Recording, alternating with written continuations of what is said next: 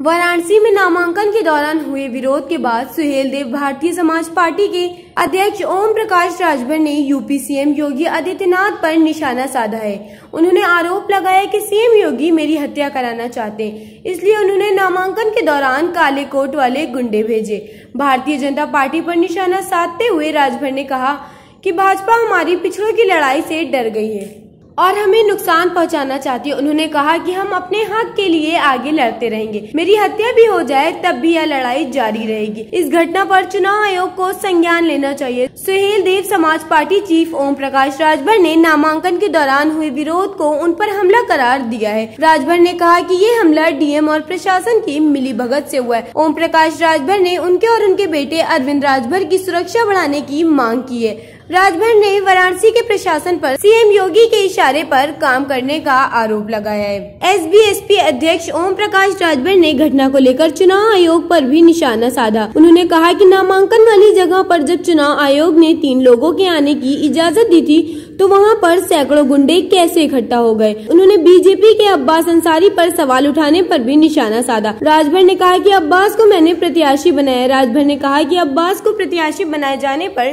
सवाल उठाने वालों को ब्रजेश सिंह और सुरेश राणा पर भी जवाब देना चाहिए। सबसे पहले तो आप लोगों को धन्यवाद देता हूं कि आप लोगों के आशीर्वाद से कल मैं बनारस से जिंदा बच के लखनऊ तक पहुंचा हूं। कल मेरे साथ योगी आदित्यनाथ जी के इशारे पर बनारस जिले के डीएम और कमिश्नर दोनों की मिलीभगत से योगी जी के गुंडे बनारस में जिस तरह की घटना किए हैं उसको देख लीजिए।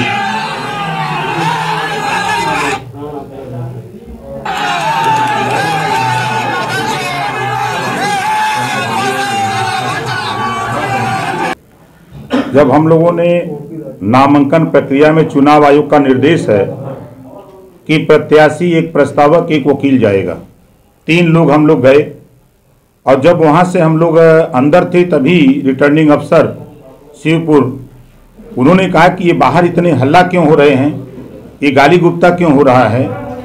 तो हमने कहा ये तो आपकी ड्यूटी है, आप दिखवाइए, आपके यहाँ हम लोग अंदर हैं, बाहर क्या हो रहा है।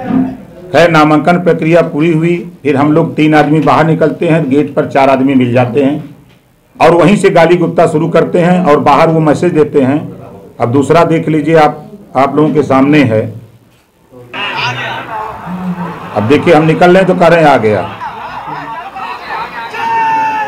उसको रोकने के लिए हम लोग जनता को समझा रहे हैं कि बाबा साहब डॉक्टर अम्बेडकर जी ने जो पावर दिया है उठका उस पावर के बल पे आपके ऊपर हो रहे जुल्म जातीय अत्याचार को रोका जा सकता है। सरकार बना करके आपके आरक्षण को बचाया जा सकता है, आपके संविधान को बचाया जा सकता है। तो ये माननीय योगी आदित्यनाथ जी हमारी हत्या कराना चाहते हैं, जिसका इन्होंने अपना गुंडा भेज करके बनारस में ये परिदृश्य डीएम और कमिश्नर के माध्यम से हमारी हत्या कराने की कल कोशिश हुई। जिस तरह हमको मारा गया, हमारा कॉलर पकड़ा गया, हमारे साथ अभद्रता की गई, जिस तरह का उन्होंने रोल कल हमारे साथ किया और यहाँ तक लोगों ने कहा कि मार दो साले को गोली, यहीं चाहे जो कुछ भी हो देखा जाएगा।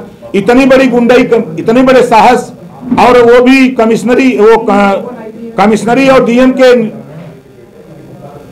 कक्ष के सामने इस तरह की बात लोग कह रहे हैं। तो ऐसी स्थिति में हमको योगी जी हमारी हत्या कराना चाहते हैं और मैं चुनाव आयोग से मांग करता हूं कि अरविंद राजभर, ओम प्रकाश राजभर को सुरक्षा मुहैया करावे।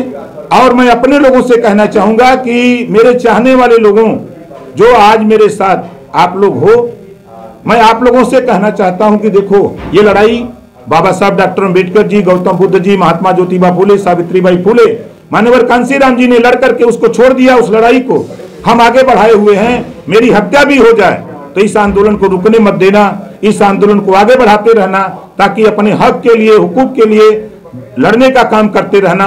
हमने हजारों प्रकाश पैदा कर दिया है, कभी चिंता मत करना।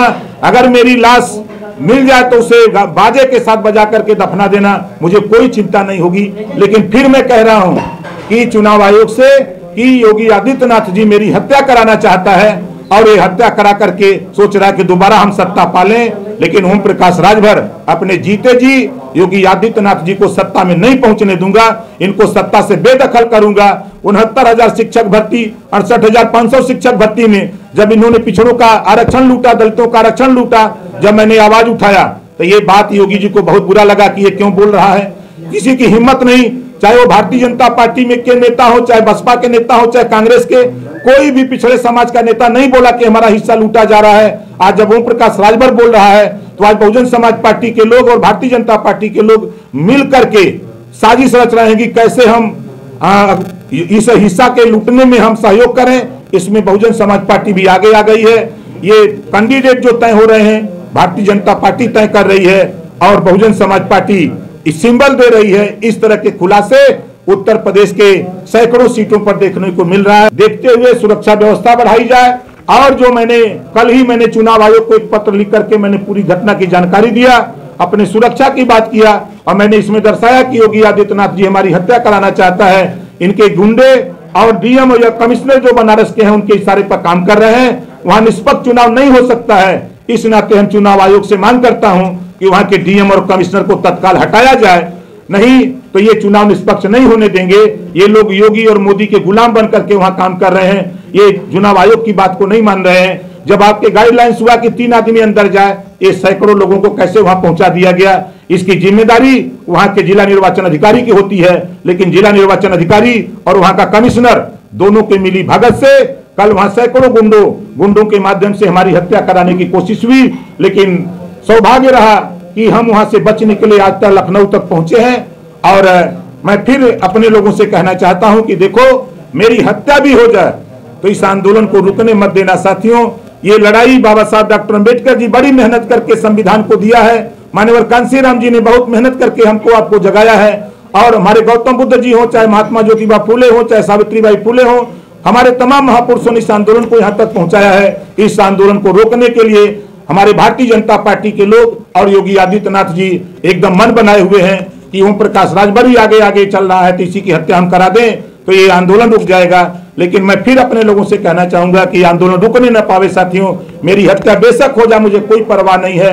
और जिस दिन हत्या मेरी योगी करा दे तो उस दिन मेरी लाश अगर पीएम होकर के पोस्टमार्टम होकर मिल जाए तो बाजा बजा करके दफना देना। लेकिन कभी मन में ये मत करना कि हमारा नेता चला गया।